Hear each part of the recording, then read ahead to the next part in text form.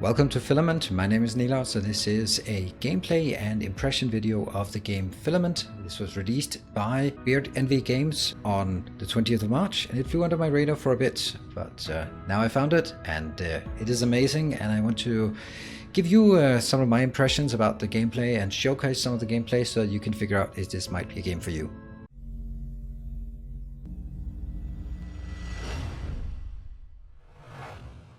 Filament. So what kind of game is it? It is a puzzle game, and if I'm to compare it to other games, then I would say Talos Principle, The Witness, Light Matter. Those are some of the games I would compare it to, and that's definitely not bad games to be compared to. The gameplay in the Filament is focused on the puzzles. There is some story to bridge the parts between the puzzles, but 90% of the game, if not 99% of the game, is inside the puzzle mechanic. So you're gonna have to enjoy that part if you want to, or if you're going to enjoy this game. The story itself will not carry the game. So this is the puzzle game through and through. I think the best way to introduce it is by just going in. I'm gonna play the first about 6 minutes of the game, just to give you a sense of what it looks like, and after that we're going to jump into some of the puzzles so I can show some of the variation of the puzzles and some of the challenges of the puzzles. Let's dive in. Warning. Approaching vessel. Signature indicates it's a Filament Corporation vessel. No crew detected. Caution advised. Minimum distance of 200 nautical miles recommended. Rerouting trajectory. Approaching vessel.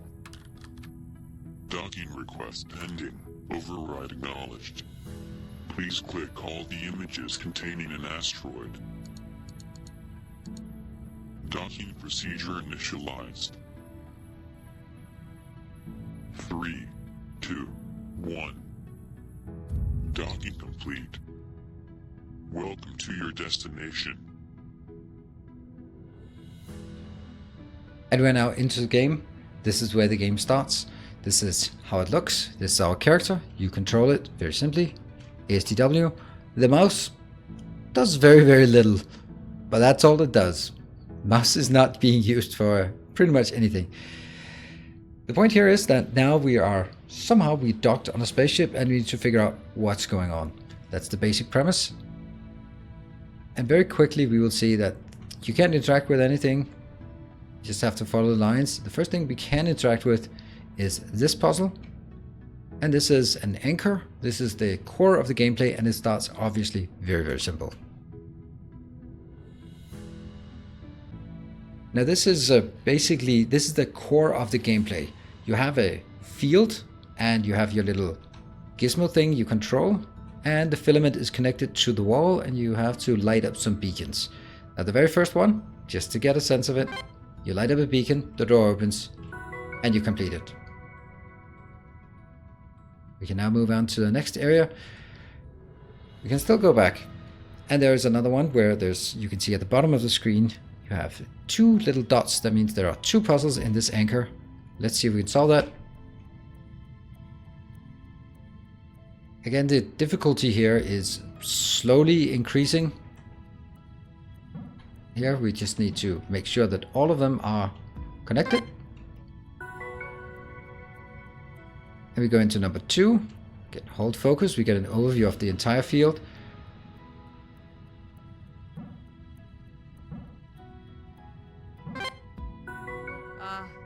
Hello? Someone there? Hi? You in the Let's start. trees. Yes, that's me. Let's say. I see you standing over there. Well, would you look at that? An intruder. You're a little more disheveled than your traditional knight in shining armor. I was hoping to be saved by someone without mustard stains on their dungarees, for one. But as you might be my only ticket off this vessel, I'll make do. I've been trapped in this cockpit for a few weeks now, and this is the first time anything on this damn console has perked up. Whatever you did to those anchors on your way in, it seemed to help. Mind taking a look at that one over by the wall? Please and thank you. So this is basically a big part of the gameplay. We have this voice over the intercom that we're communicating with. This anchor is You can see here there are 5, and I'm going to go through all 5 of them. And then after this, it's sort of, I want to say this is a tutorial area. Well, it's actually the tutorial area. And then the game opens up from here. Let's see how this goes.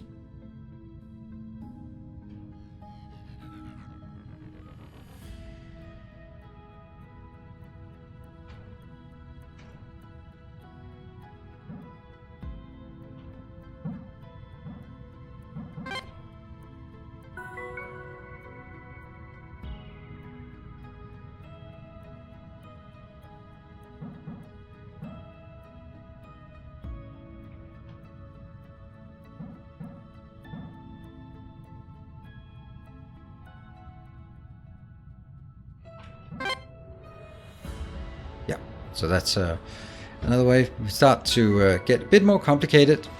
I start with an overview and trying to figure out, okay, so here we have to go on the other way.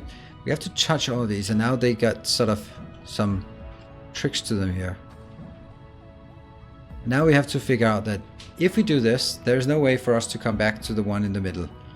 So already there we can see that there's a problem with the way we've done it.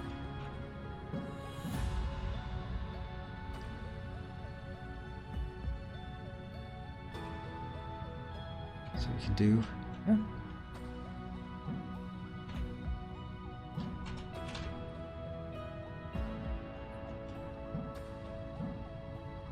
No.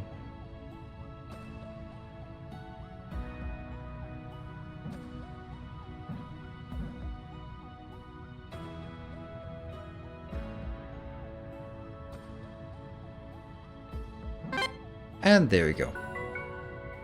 And then we get another functionality where the walls here, if we tap this, we can see the wall over on the top left opens and it closes again. So here the trick is to figure out how to open the gates.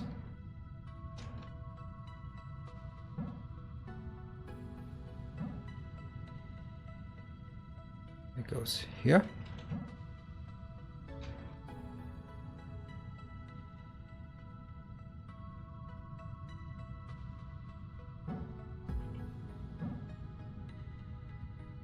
This way and out, and that one. This is the 5th one, so we get a bit more complicated here, and then we complete this part and get rewarded with a bit of dialogue after completing one of these anchors. That's kind of the core gameplay. Let's see if we can solve this one.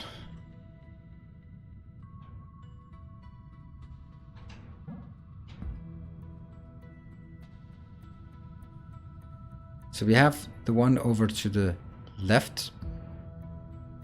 One to the left is needed. Can also be opened by another one. That is an option. This is an option.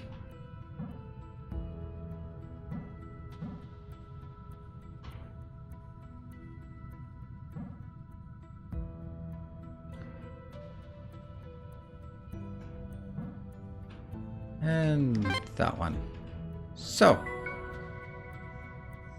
What do you know? You're a natural.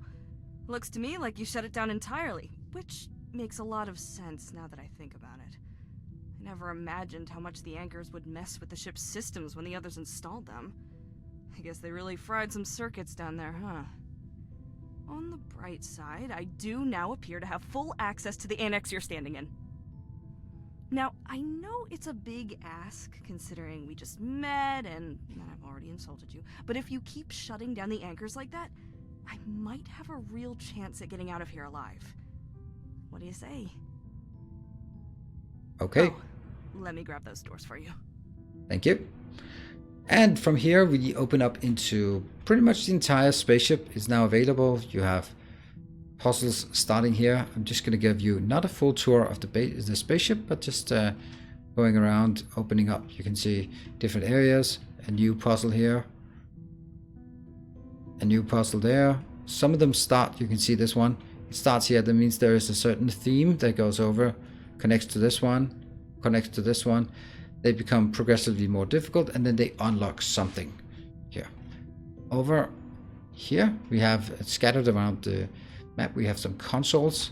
very good old-fashioned consoles, we can do a few things here. Thing is, what we can do here is we can look at a very rudimentary map. This also gives you an indication of the size of this game. You can see each of the orange squares represents an anchor that should have either 1 of 3 or 5 puzzles, depending on what it is. The top anchor in the top left-hand corner is the only anchor that we solved. That's the one we solved to get out of there. That's when she said, I'll open the doors. Came into the first room up top, where there's 3 anchors. Also went down the hall and took a right turn, where there's 2 anchors, then there's 2 anchors, 1 anchor, and we are now standing in the middle lower room with the 4 anchors here. You can also see that there are some dots, collectibles, and some other things.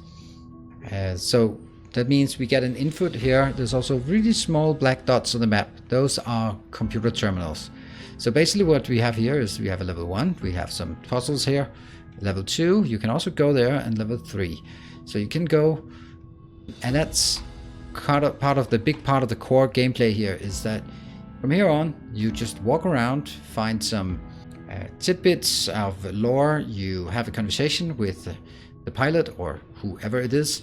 We have a number of these ones, and as we go in, we start a puzzle stream. And if we get stuck, this is one of the really cool things about it. If we get stuck on these puzzles, then we can always just abandon this type of puzzle and go to the next. So there's basically this one, there's 5, and then there's 4 anchors, so there's 20 puzzles.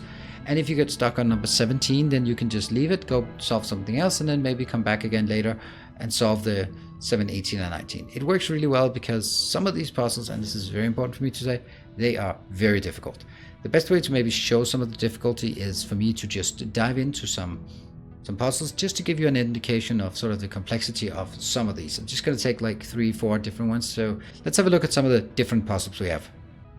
This is one of the more advanced puzzles in the game. This is a new mechanic that has been introduced. The arrows indicate that you must solve them in a different order. So you can see that these are black, they are disabling. And if I then hit this one first, the next one opens. And I can then continue opening and just going around. And then this is where we then start to figure out which ones are the last in the sequence. So what we'll see very clearly is that this one here actually needs a lot of different ones. It is this one to be done first, but it also needs this one. But this one again requires this one up here. So how do I take this one and go down and take this one, and then afterwards come back to that one in the middle, which isn't even open, because before that I have to open this, which has to be opened from this one. And that's kind of why these become so difficult. And this is the core of this type of puzzle. Very much different from, in terms of Talos and The Witness. Once you you looked at something, and then once you got it, you got it. That's not how these puzzles work. They are working very different. It works by, you look at this and you just have no idea how you get started. Then you start testing things that, like, okay, well, maybe something like this is an option. Okay, no, that's definitely not possible. But what about if I go something like this? Well, still I don't have this one. So you start seeing some patterns, like maybe this could be a good idea. Or then I can go up here maybe. Well, no, not really.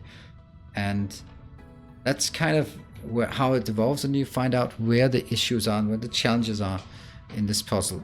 And this is where we then start looking, well, maybe this could be something. Yeah, that's definitely an option, right? And that's basically how this game works, is that you try to figure out sort of, can I leave open this part here? Where can I go with this puzzle and then open the next thing? So you're going to start doing a lot of iterations. For example, can I do this one? Well, I could, but then this one won't get round because there's not enough room. So maybe if I go this way, I can get this one and still have plenty of room for another loop inside. That means I have to go this way around.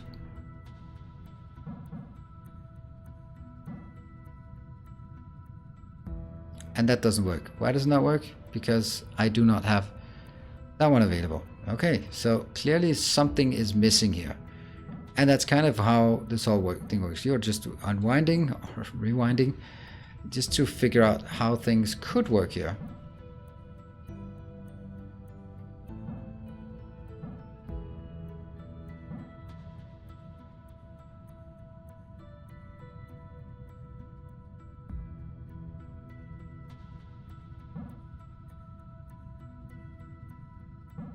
See, one of the issues we had was that this one, if I took it like this, it wouldn't open, it wouldn't touch this one. But if I just etch it on this side, it will touch. And then I can go around, in, still leave enough space here. Have to go all the way this way. Tap this one. That's good. We now have the middle one is open, which we can then sweep in here, grab it, sweep all the way around. Nope. There's another point. Ah, see. That's interesting. If I could take this one, then it would be interesting. So we just restart. And go again. Go this way then.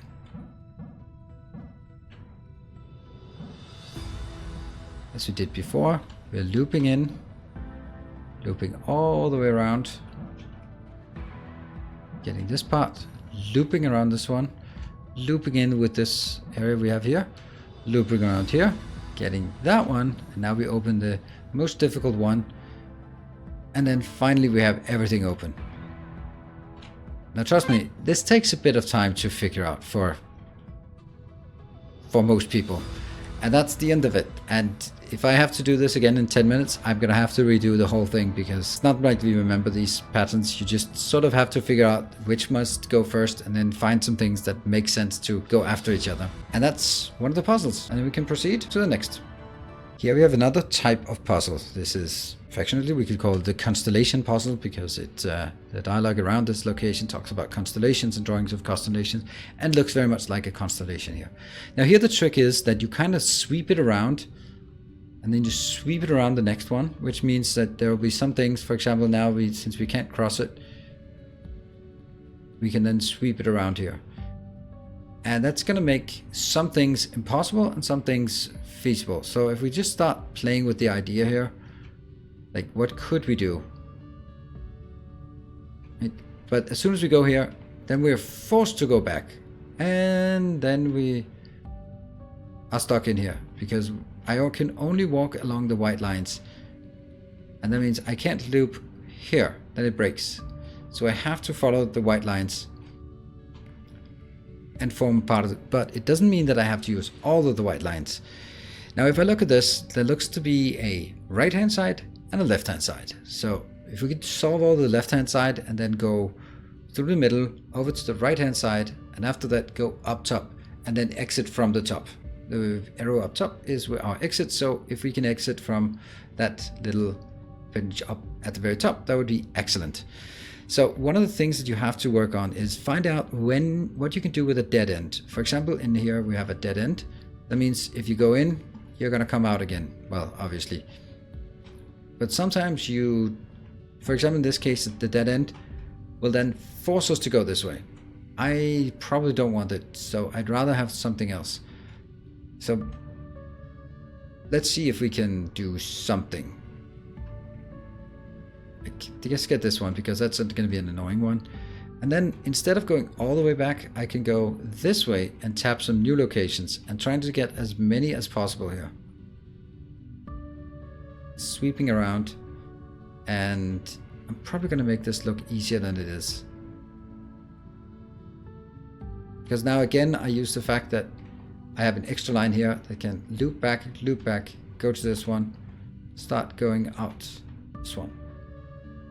So that means we have now solved the left hand side. It doesn't always like that. Sometimes you have to go back and forth, but in this case I can see that I can't go back and forth because there are some concave angles. Let's go over this way and see if we can wrap this one up as well. Again, I have to abuse the fact that sometimes there are not dead ends like this one. I can go out in one way and then come in another way.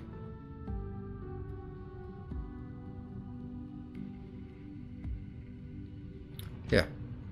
Go around, and this one, and then I can follow this line all the way around and get up here and then solve it.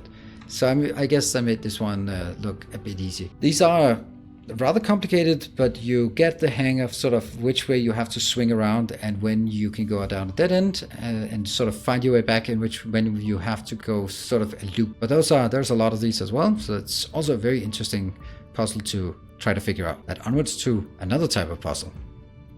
Here is another type of puzzle where we have two little robots, one to flag all the red ones and one to flag all the white ones.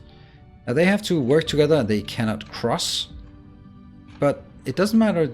The red one can circle around the white one without problems, and the white one can then turn them on, also go up against the orange one, red one, orange, whatever. So that makes this very weird, and I think that there are many solutions to this. Or at least it just seemed to me that I found the solution pretty quickly. Maybe it's just that you can kind of abuse this in new and creative ways. So basically what I want is I want this one to go like this, but that will block all openings. So what if I just hide you here and then take this one out, go around, loop around the same one, go down here, hook you up, and then it's open.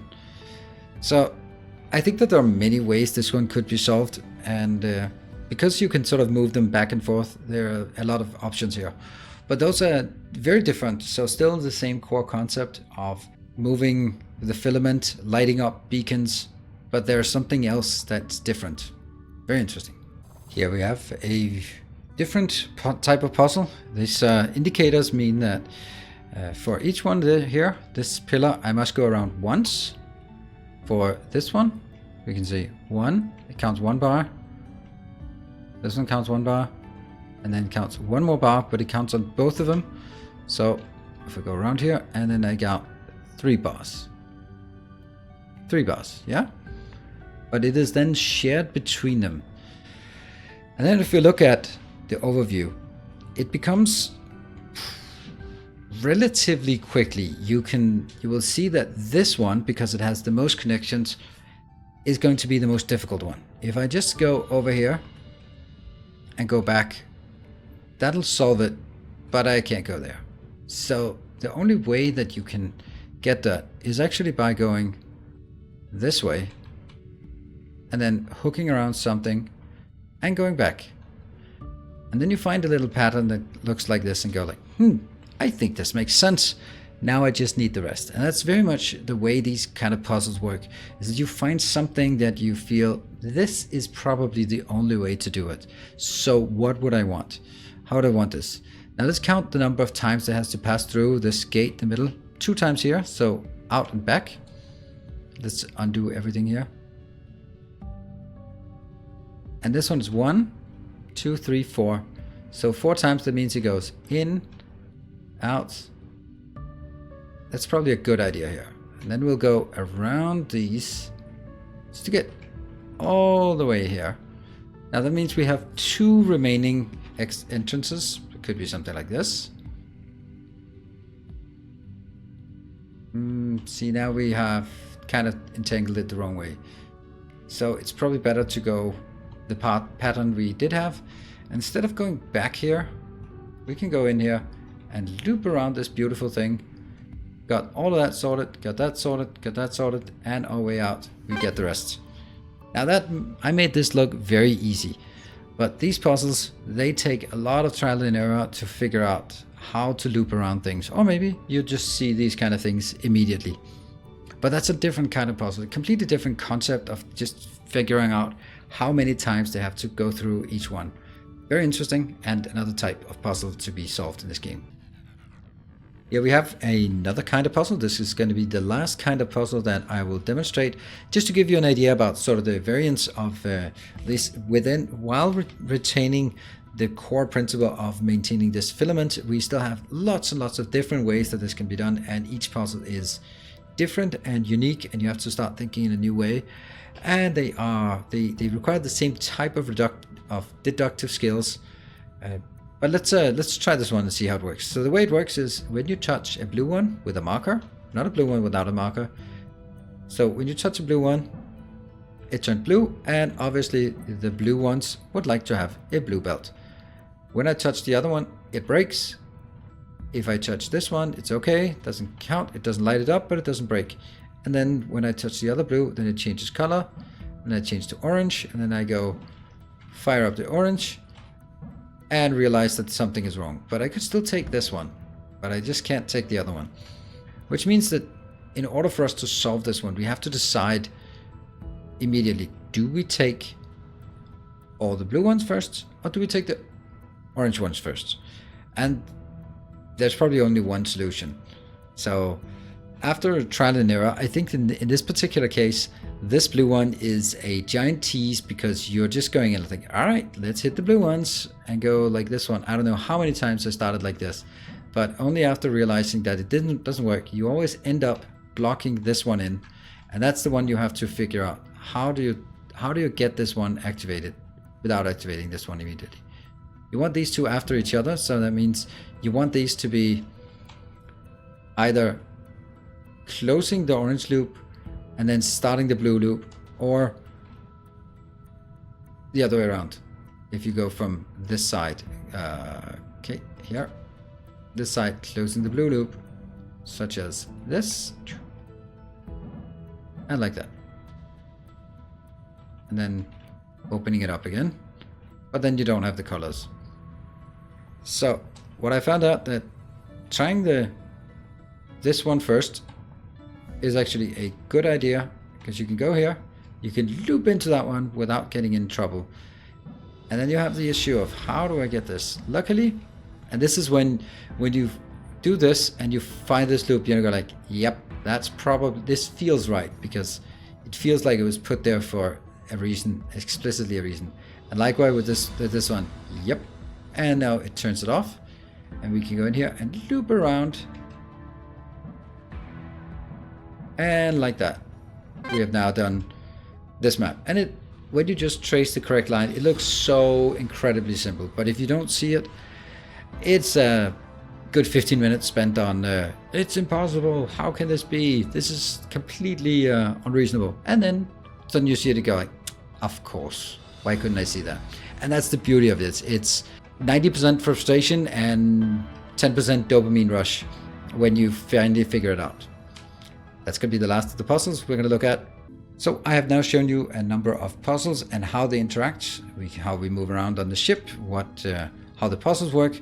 I've shown you some of the different types of puzzles to give you an idea about the variation between these puzzles. Even though they have the same core concept, they are still vastly different. Also, how the campaign works by solving a puzzle, solving one of these anchors, and once you solve the anchor, you get a bit of soundbite that explains some part of what has happened to the crew and this ship. I should give a warning that the puzzles are very difficult. I have completed all of The Witness, I've completed all of Talos Principle, and also some other puzzle games, and I feel that these puzzles are a step up. They are more complicated because it's less about the epiphany you get when you suddenly realize how it works, and much more about sort of deducing that this cannot be and this one must be before that. And once you sort of get into that rhythm, it's not going to be easy, but it's just going to be a lot of hard work for each and every puzzle. You go into a puzzle and then you have to mentally prepare yourself that you have to dissect this and trial and error and deducing what can and cannot happen. And that's going to be very difficult, and it can be very frustrating, but it's also so rewarding when it completes. The one thing that I will say is that you get rewarded by getting on to the next puzzle. Well, if it was just the puzzles, I wouldn't play it because it wouldn't feel like a game. It would be feeling, it wouldn't lack something to sort of the coherent flow. I like that there's a story behind it. I feel the story, the rewards for solving a puzzle, you go into solving one of these anchors and you solve it for maybe 45 minutes and come out, and then the voice in the sky tells you about the pregnant cat or baking a chocolate cake. And it kind of feels like, I kind of wanted to know more about the actual events, the world, and less about sort of their personal intrigue within the crew. Maybe it ties together very well in the end, but it's just one of those things where I'm much more interested in what has happened and less interested in sort of the let's say the people on there. And this is so it's just, that's just one of those things. And I guess it's because there are so many puzzles that you sort of have to spread the story out over many anchors, and that means that you can't reveal too much at every single anchor piece. It's not really a critique of the game, but it's something to keep in mind. You should not play it for the story. The story is something extra while you run around solving puzzles and figure out what's what. Even on the toilet they have puzzles. Yeah, so that is basically my impression of this game. I hope that you are enjoying this. I hope that you got something out of this this little gameplay demonstration, gameplay showcase, and also the presentation of the puzzles in the game. If you want to see more of this, I am regularly streaming new games over on Twitch. It's on Twitch TV/Nilos. So head on over, take a look, join the Discord. There I will always update the schedule with new games. You can suggest games to me that you think are interesting.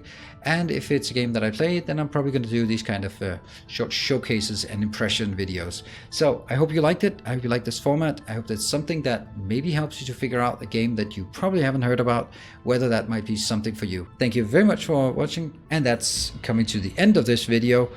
If you liked it, hit the like button. If you haven't already, subscribe to the channel for more content like this, and also lots of Factorio content and other content. If you have any questions or comments about the game or anything else, suggestions for future games to play and review, let me know in the comment section below, or join the Discord and let me know in there. We have several different locations for suggesting games. So thank you very much for watching. It has been a pleasure. Hope you enjoyed it. As always, stay effective.